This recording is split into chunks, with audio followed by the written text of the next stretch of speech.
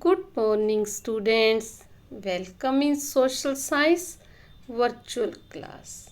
How are you? I hope all of you will be fine.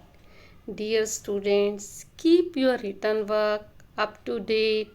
Keep your learning work up to date. It will help you to get better score. Dear students, today we are going to start chapter 5 of civics, that is judiciary. Students, we know in our country we have rule of law. Rule of law means all people are considered equal in our country. Neither a government official, nor a wealthy person, nor even the president of the country is above the law. कानून की दृष्टि में सब बराबर हैं. Judiciary play important role to enforce the rule of law. In our country, we have many courts which helps to establish the rule of law in our country. Students, we know government has three organs: legislature, executive and judiciary. Students, judiciary, these three organs play important role in our country. What is the role of judiciary in our country? हमारी country में या हर जगह judiciary का क्या role होता है? First thing is dispute resolution. क्या होता है dispute resolution student? It comes, इसका मतलब है कि झगड़ों का निपटारा करना. किस तरह के झगड़े हमारे कोर्ट सॉर्ट आउट करता है, सोल्व करता है? Our judiciary solve the dispute between citizens, between citizen and government, between two state government, between center and state government. अगर दो लोगों के बीच में प्रॉपर्टी को लेकर झगड़ा होता है तो इस झगड़े को सोल्व कौन करेगा? हमारा कोर्ट इसको सोल्व करेगा. या टू स्टेट्स में झगड़ा हो जाए या स्टेट गवर्नमेंट और सेंट्रल गवर्नमेंट में डिस्प्यूट हो जाए तो it will be sort out by the courts. And second function of our judiciary is the judicial review. Judiciary is the final interpreter of the constitution. It means कि अगर कोई law parliament ने पास किया है वो अकॉर्डिंग टू कॉन्स्टिट्यूशन नहीं है तो judiciary has the power to cancel that law, to do the amendment. जैसे हमने पिछले चैप्टर में भी पढ़ा था, जैसे हिंदू सक्सेशन एक्ट था 2000, अमेंडमेंट एक्ट आया 2005 में. इससे पहले सारी प्रॉपर्टी फादर की बेटे को दी जाती थी, पर हमें इस लॉ में चेंज की ज़रूरत महसूस हुई तो पास किया गया हिंदू सक्सेशन अमेंडमेंट एक्ट 2005. उसमें चेंज किया गया. Now property of father will be equally distributed among wife and their children. Equally distribute की जाएगी. तो जुडिशली इसे किसी लॉ को चेंज करना हो या कैंसिल करना हो ये कौन कर सकता है students? Judiciary. Our next function of judiciary is upholding the law and enforcing fundamental right. It means every citizen of India can approach the Supreme Court or High Court if they believe that their fundamental rights have been violated. हमने पढ़ा है क्या है fundamental rights? Right to equality, right to freedom, right of freedom of religions. ये हमने 6 fundamental rights के बारे में पढ़ा है. अगर हमें लगता है कि कोई भी गवर्नमेंट या कोई हमारे किसी फंडामेंटल राइट्स को हमें नहीं दे रहा तो हम डायरेक्टली हाई कोर्ट और सुप्रीम कोर्ट में जा सकते हैं. स्टूडेंट, जैसे आपने पिछले साल भी पढ़ा था कि हाकिम शेख जो एक चलती ट्रेन से गिर गए और उन्हें बहुत चोट लगी. जब वो हॉस्पिटल्स में एडमिट होने गए तो उनके हालात देखकर बहुत सारे हॉस्पिटल्स ने उसको एडमिट नहीं किया.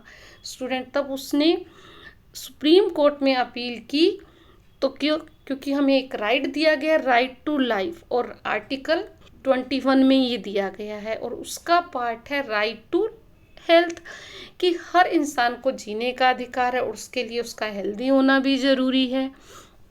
तो अगर कोई उनके इस राइट को लेता है या वॉयलेट करता है, they can go to the court. जब वो सुप्रीम कोर्ट में उन्होंने अपील की, तो सुप्रीम कोर्ट ने वेस्ट बंगाल को कहा कि उस पर्सन को कंपनसेशन दिया जाए, कि जो उसका नुकसान हुआ है उसको उस पर्सन को दिया जाए। और ये भी कहा गया वेस्ट बंगाल को कि इन फ्यूचर ऐसा किसी के साथ नहीं होना चाहिए। उसका ब्लूप्रिंट भी मांगा कि this happens again with anyone then how you will deal it, आप उसके साथ कैसे ट्रीट करोगे, उसका ब्लूप्रिंट भी मांगा गया। तो students, these are the functions of judiciary. झगड़ों का निपटारा करना, अगर कोई लॉ ठीक नहीं है उसे कैंसल करना या उसको उसमें अमेंडमेंट करना, चेंजेस करना, फंडामेंटल राइट्स देना, सोसाइटी में रूल ऑफ लॉ मेंटेन करना, ये किसका काम है? जुडिशरी का। Students, in our country what is we our judiciary is independent. Independent judiciary का क्या मतलब है? कि हमारे जजेस को कोई इन्फ्लुएंस नहीं कर सकता। इसे आप कैसे समझेंगे? स्टूडेंट, एक सिचुएशन को इमेजिन कीजिए कि एक पावरफुल पॉलिटिशियन आपकी लैंड ले लेते हैं, और आप जब कोर्ट में अपील करते हैं तो क्या होता है, क्योंकि पॉलिटिशियन के हाथ में अगर पावर है जज को अपॉइंट करने की और डिसमिस करने की, अगर आप अपना केस कोर्ट में लेके जाएंगे तो जज is certainly partial to the politician. Partial का मतलब वो पॉलिटिशियन की, राजनेता की साइड ले लेंगे। क्यों? क्योंकि उन्हें पता है कि अगर उन्होंने पॉलिटिशियन के फेवर में जजमेंट नहीं दी तो वो उसको डिसमिस कर देंगे।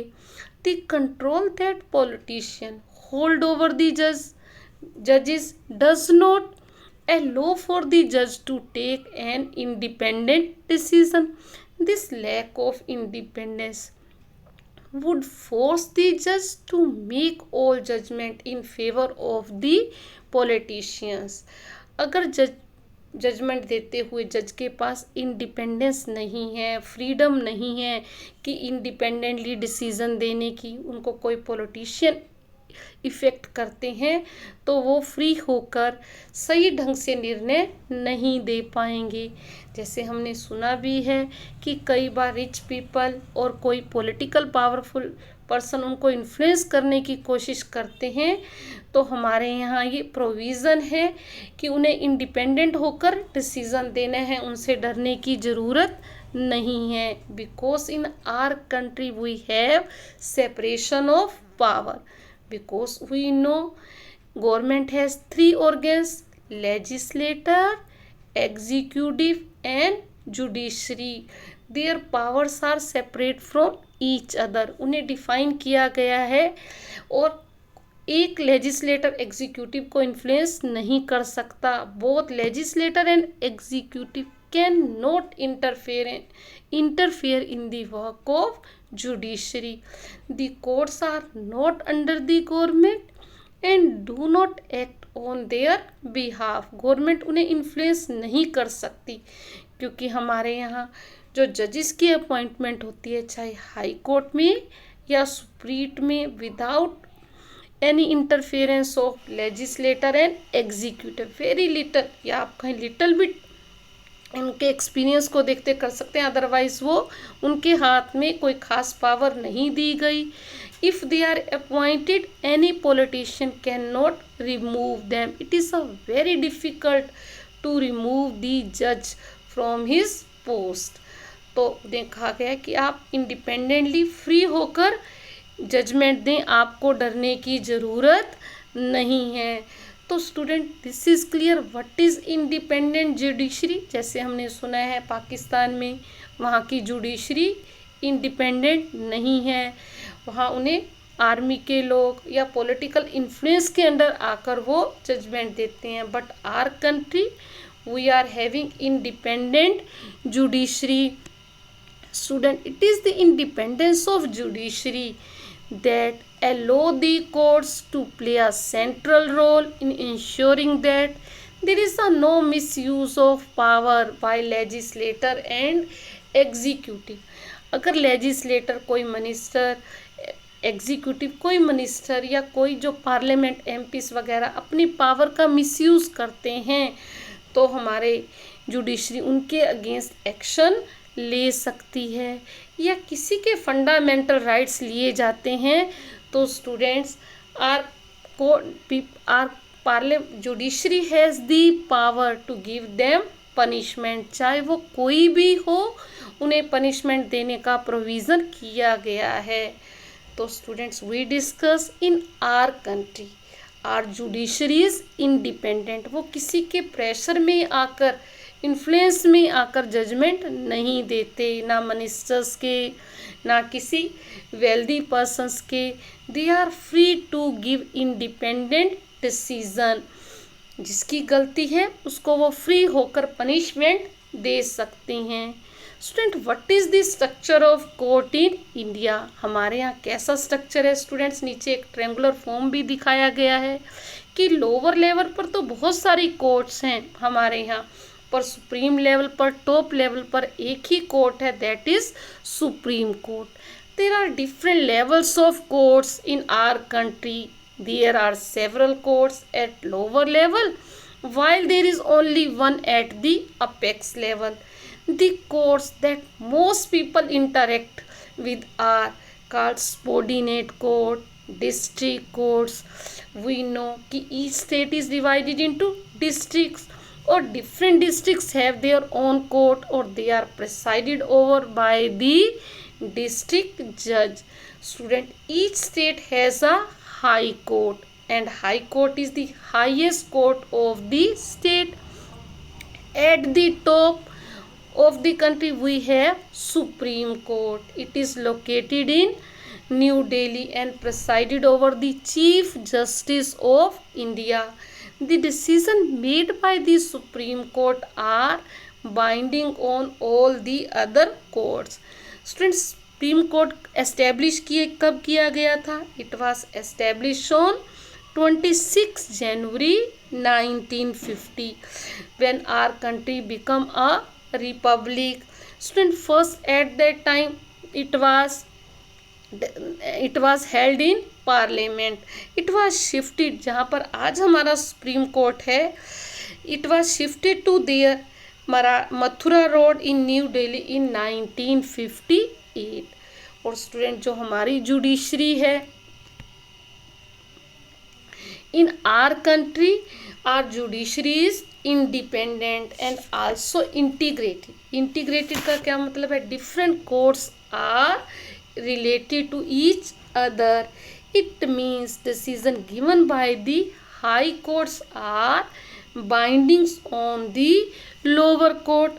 Or another way to understand this integration is appellate system. Appeal, कि अगर हमें लगता है कि लोअर कोर्ट ने हमें सही जजमेंट नहीं दी, then we can appeal, we can request the higher court to see my case again. We are not satisfied the judgement given by the lower court. तो हमारे यहाँ कैसा सिस्टम है? इंटीग्रेटेड सिस्टम है. जो सुप्रीम कोर्ट ने judgement दी है उसके अगेंस्ट कोई भी जजमेंट हाई कोर्ट नहीं दे सकते, और जो हाई कोर्ट ने जैसा डिसीजन दिया है दूसरे लोअर कोर्ट्स को, डिस्ट्रिक्ट कोर्ट्स जो हैं उन्हें इसको देखना है, उसके अकॉर्डिंगली ही डिसीजन देना है. ये नहीं कि सेम केस में हाई कोर्ट की पनिशमेंट कुछ और है और डिस्ट्रिक्ट कोर्ट्स ने अगर कोई पनिशमेंट दी है वो उससे डिफरेंट है. Our courts are interrelated. अगर लोअर लेवल पर कोई पर्सन सेटिस्फाइड नहीं होता then they can go to the high court. अगर हाई कोर्ट में भी जाकर उन्हें लगता है कि जजमेंट ठीक नहीं हुई then they can appeal to supreme court. Students, today we have discuss what is judiciary in our country. We have rule of law. Rule of law means all persons are equally treated in our country. हमारे यहाँ सारा काम एक जैसा सबके लिए होता है. अगर कोई गलती करता है तो same set of procedure follow किया जाता है, चाहे वो प्रेसिडेंट हो या कोई आम इंसान हो। सेम गलती की सब सेम पनिशमेंट ही दी जाती है, चाहे वो कोई भी हो। और हमने स्टूडेंट डिस्कस किया कि हमारी जुडिशरी के क्या क्या फंक्शंस हैं। तो फर्स्ट हमने फंक्शन डिस्कस किया था डिस्प्यूट रेजोल्यूशन, झगड़ों का निपटारा करना। अगर आपस में दो लोगों का प्रॉपर्टी को लेकर या मैरिज को लेकर कोई डिस्प्यूट है तो these disputes are solve by our courts. इसी तरह से अगर कोई कानून ठीक नहीं है तो हमारी जुडिशरी उसको कैंसिल भी कर सकती है और उसमें चेंजेस भी कर सकती है, अमेंडमेंट भी कर सकती है। और अब होल्डिंग दी लॉ, हमारी कंट्री में कैसा लॉ है कि रूल ऑफ लॉ है। अगर किसी के फंडामेंटल राइट्स लिए जाते हैं तो ये ड्यूटी है जुडिशरी की, कोर्ट्स की, कि उनको वो फंडामेंटल राइट्स प्रोवाइड किए जाएं। We are having rule of law. I hope all these things are clear to you. Students, stay at home, stay healthy, keep learning. Thank you. Have a nice day.